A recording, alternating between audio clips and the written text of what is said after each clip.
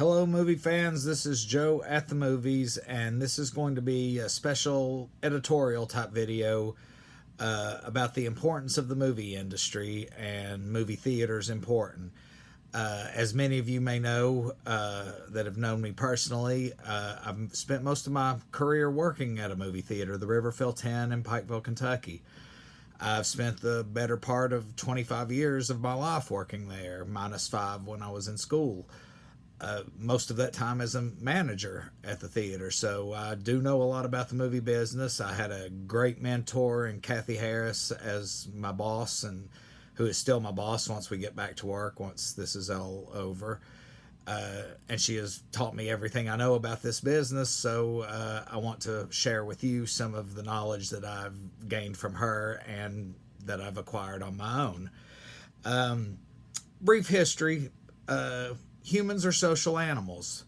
You know, we like to do things together, and we have always liked enjoying content and storytelling together, going back thousands of years to the ancient Greeks who would perform plays, and people would gather at the amphitheaters and watch them, and then on through the Renaissance with Shakespeare and so on. And then in the last 100 years, the primary force of storytelling in social settings has been movie theaters. Movie theaters even were around 100 years ago, like I said, survived the Great Depression with a little help from the government with tax breaks and things like that. It was one of the few industries to actually not only survive but thrive during the Great Depression, because it was a cheap form of entertainment when people had very little money and needed something to do to lift their spirits in such horrible times. Kind of like now, but unfortunately we can't be social right now because there's a pandemic. I always thought that movie theaters I always said they were recession proof, because even when times were bad, I remember during the 2008 economic housing collapse, we still did pretty good. You know, people were still able to afford to come to the movies, you know, and escape their problems, which everyone has. And I think if we lose that, that's going to be sad. It's going to be really, really detrimental to our culture here in America, around the world, but particularly America. I don't mean to sound nationalistic, because I'm not. Other countries make fantastic films, but you know, the cream of the crop of movies is Hollywood. It just is. I'm sorry. So anyway, I've always told my mom the industry I'm in is recession proof. I don't have to worry about it. Well, a few years ago, streaming came along with Netflix, and I saw the first chink in the armor right then, and then more streaming services like Hulu, and now we have Disney Plus and HBO Max, Apple TV, several others, and big screen TVs are very affordable. I have a fairly large one myself. You can get surround sound systems for your house. I can tell you, I don't care how big your TV is, even mine, as big as it is, nothing compares to being in a movie theater, for me personally. And I hope many of you feel the same. When COVID hit, though, that really changed everything, because it had nothing to do with new technology. It had to do with there was a virus out there that we don't really understand, or didn't at the time. We were gaining more understanding all the time, but we couldn't be around each other. So unfortunately, middle of March 17th to be exact, we had to shut our theater down. Hopefully we will be reopening soon, because I am anxious to get back to work and watching movies and talking to movies with all of my favorite customers. During COVID, some of the studios have made, I would say, questionable decisions. I understand that they need to make money. Universal was the first to do this. They released a few of their movies straight to video on demand that were to be released this past spring and this past summer, and they neglected to inform the movie theaters. NATO, not the North American Treaty or North Atlantic Treaty Organization, the military one. It's not that. It's the National Association of Theater Owners. It's kind of like a union of theater owners. They did not inform them at all that that they were going to do this, which is sort of a breach of contract. But at the same time, theaters at the time couldn't hold up their end of the contract, by showing the movies. So there wasn't really much that could be done about that. Then Universal made a deal with AMC where they would shorten what's called the theatrical window. The theatrical window, typically a movie shows has a release date in theaters, and it has 3 months to play at the theaters before it starts showing up for purchase on demand, and then rental, and then Blu-ray, things like that, and then it eventually ends up on a streaming service that many of us subscribe to. Me, I have too many myself. But Universal made a deal to shorten the theatrical window on certain movies from 3 months to 17 days. And the way it works with movie theaters is the lion's share, the most money from the ticket sales goes back to the studios. The longer a movie plays in a specific theater, the bigger the share the theater gets, but it's not a big share. Trust me, it's not. Theaters do not make money off ticket sales.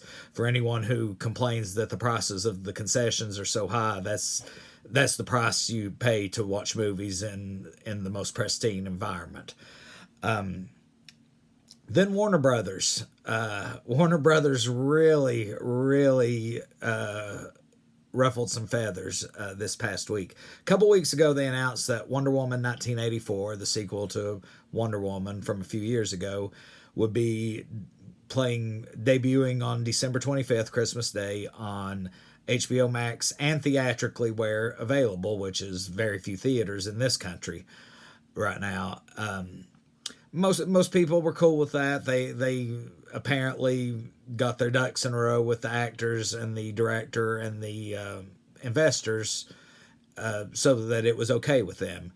Then last week they announced that their entire 2021 slate of movies, 17 movies in total, including Matrix 4, the Sopranos prequel movie, and the new Dune movie, and Godzilla vs. Kong, would also be getting that same treatment.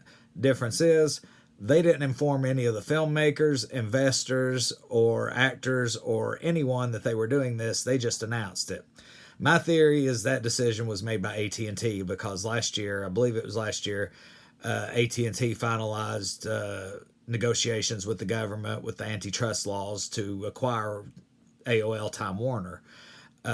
Personally, I don't think that the government should have let them do that. That makes AT&T way too powerful, but that's a conversation for another channel. Anyway, so Warner Brothers did that, and they made everyone mad. Christopher Nolan, famous director. If you're really into movies, you know who he is. He directed the Dark Knight trilogy, which most people think Christian Bale's Batman is the best Batman ever, and that's the guy responsible for it. His quote, not verbatim, I'm paraphrasing, was, "I went to bed that night thinking I worked for the greatest studio in the world. I woke up the next day and realized I worked for the worst streaming service on the planet." Those are harsh words. Denis Villeneuve, director of the upcoming Dune, who also directed Prisoners, Sicario, The Arrival, Blade Runner 2049. The guy really has not done a bad movie. He's directing the upcoming Dune reboot. And he did an editorial in Variety, and he had much harsher words than Nolan had to say towards Warner Brothers. And he said this decision may have actually killed the Dune franchise. It was planned to be a trilogy covering the first two books that I was very anxious to see because I've read the books and I've seen every version of Dune made. And if they only get half of the first book on film and with this technology, I'm going to be rather upset. So thanks, Warner.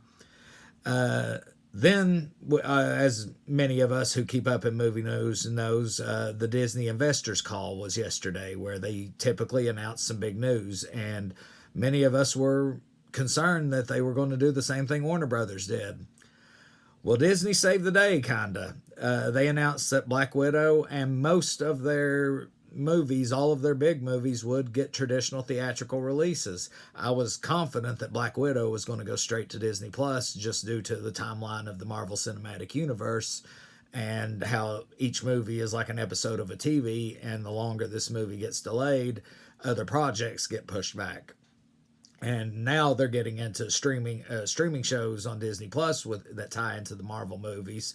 So they've got 3 movies in the can and two full seasons of television in the can, and but they are sticking to their May 2021 release date for Black Widow, as long as assuming everything goes good with these vaccines and COVID's somewhat under control. Probably won't have the box office it normally would have, but at least they are going to honor their previous commitment to movie theaters. I want to stress again the importance of movie theaters. They're a social experience for us. There is nothing like sitting there watching a movie for the first time on a big screen with the surround sound with a bunch of people watching The Hangover and laughing your butts off together, or watching a scary movie and hearing everyone scream at the jump scare, or when spoiler alert, when Luke Skywalker blows up the Death Star in the first Star Wars and everyone cheers. You can't get that at home. I don't care if you're live viewing on Zoom or whatever platform with your friends. It's not going to be the same. Movie theaters are special, and I don't just say that because I work there. I work there because I believe that. And I can speak for Kathy Harris, my boss and mentor, as feeling the same way. I think. So I just want to say to everyone, when this is over, please patronize your movie theaters, your local movie theaters. Profit margins are not huge on movie theaters. There's a lot of theater owners that work their own theaters that are just in it because they love theaters. I'm fortunate to have great bosses, and the owners of the theater that I work for have always been great to me. So I just want to say, please, when this is over and things are safe, come back to the movies, because it's important. I think it's necessary for our society, and theaters employ over 100,000 people, just theaters. So it's also vital to our economy. So thank you for listening to me ramble on for about 15 minutes, and I will see you at the movies someday soon, I hope.